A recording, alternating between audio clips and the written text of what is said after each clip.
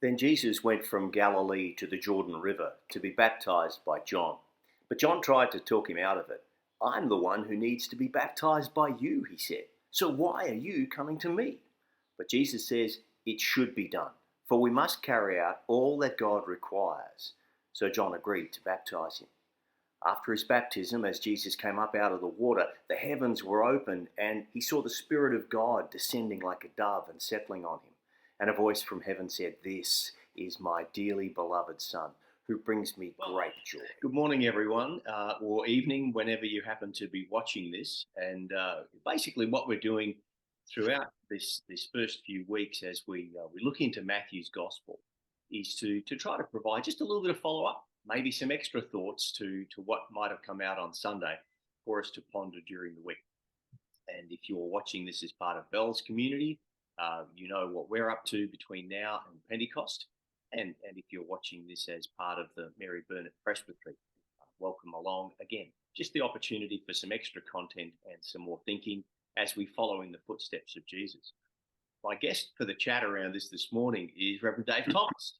Dave's down at Oxley these days, but many of you will remember him from Gympie and his time with us here. G'day, Dave. How are you, Phil? Good to be with you. You haven't changed a bit. And happy. Mate, this passage from Matthew's Gospel, I think that the idea of it that jumps in for me is Jesus jumping in the river with the rest of us.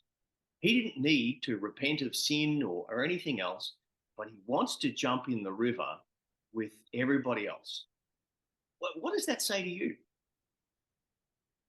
Well, I guess it says a couple of things, and you've nailed probably the most important one you've already nailed, because Jesus didn't have to do it for his sake. He chose to do it for our sake, and I think that's a significant distinction in itself. And so often, particularly through the Gospel of Matthew, we find him doing things that he chooses to do, not because he necessarily has to do. After all, he is the Son of God, but he chooses to do them, and I think for a couple of reasons. It's interesting that the Gospel reading from Matthew in relation to this particular account is quite different to Mark, for example, and as we'd expect, very different from John.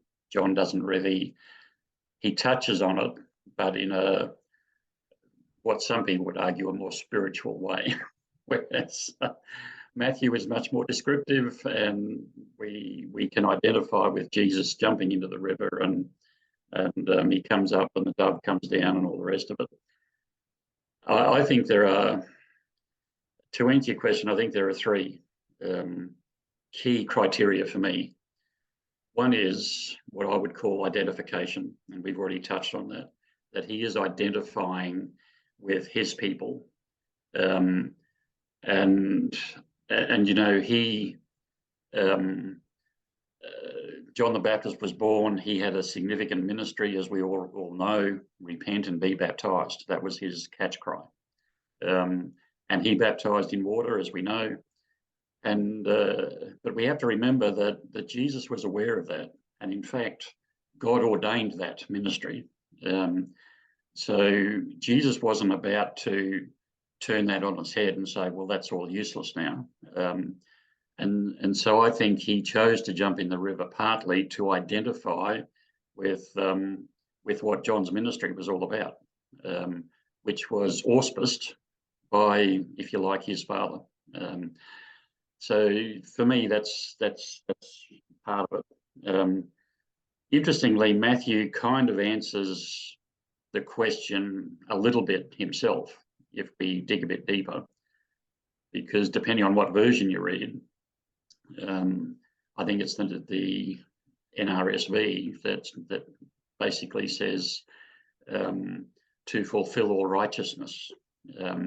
That's why he jumps in the river.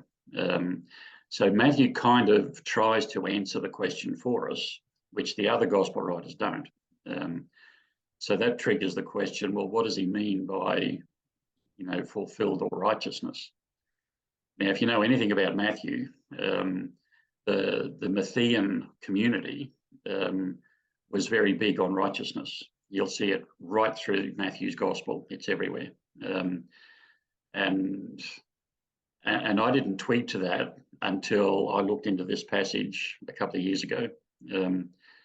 And it's just it's spread eagled right through Matthew's gospel. So to understand Matthew and his writing, we need to understand righteousness and what that meant for Matthew. And essentially,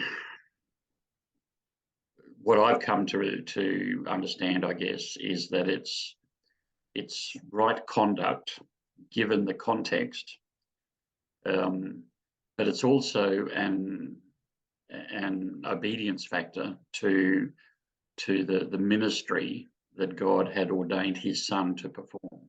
Now that's it, really interesting, David, because of course the other thing in Matthew's gospel is that Matthew is giving us Jesus as the fulfillment of all the promises to the people of Israel.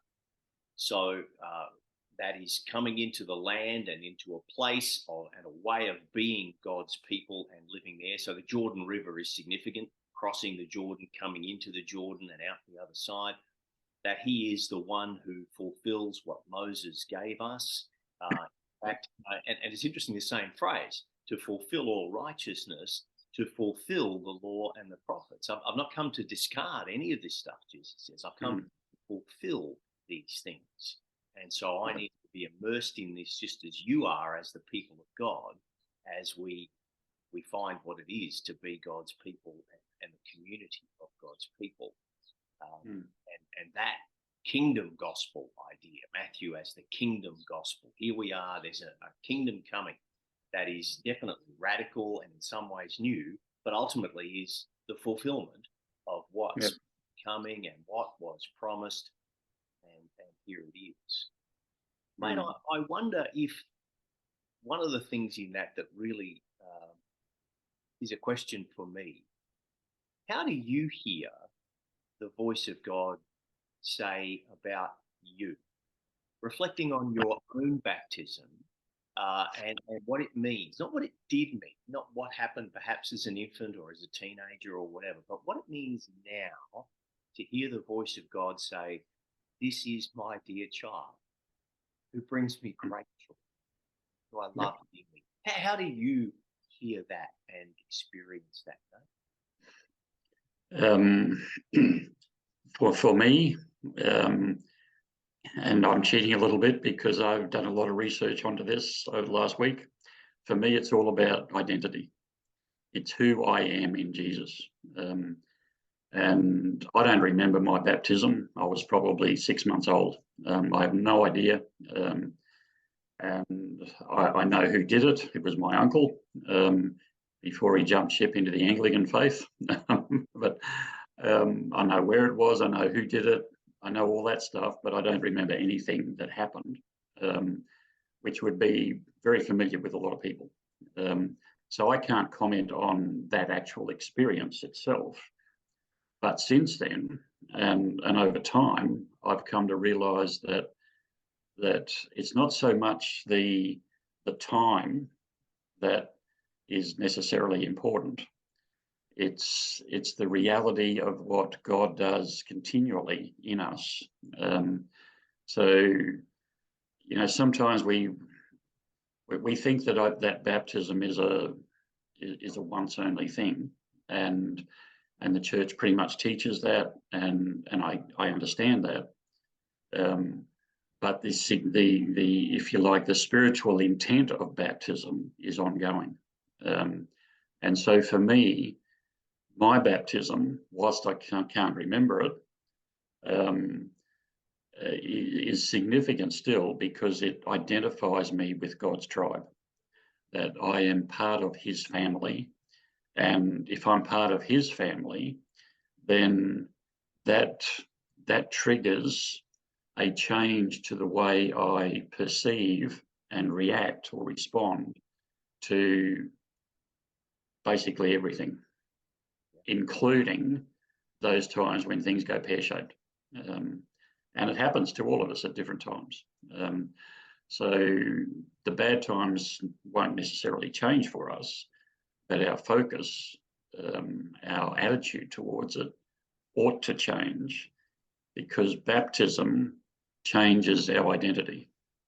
It actually changes our disposition and our response to what happens in life. And so we hear that voice of God spoken over each of us. You are my own dear child, and I Yep. rejoice in you and I love you. And I think the other part of that idea of baptism, and you use the term coming into the tribe, and that takes us kind of back to the beginning question. There's a whole lot of people in the river that day. This isn't just John and Jesus any more than it was just me and the water in whatever circumstance that was. There's a tribe.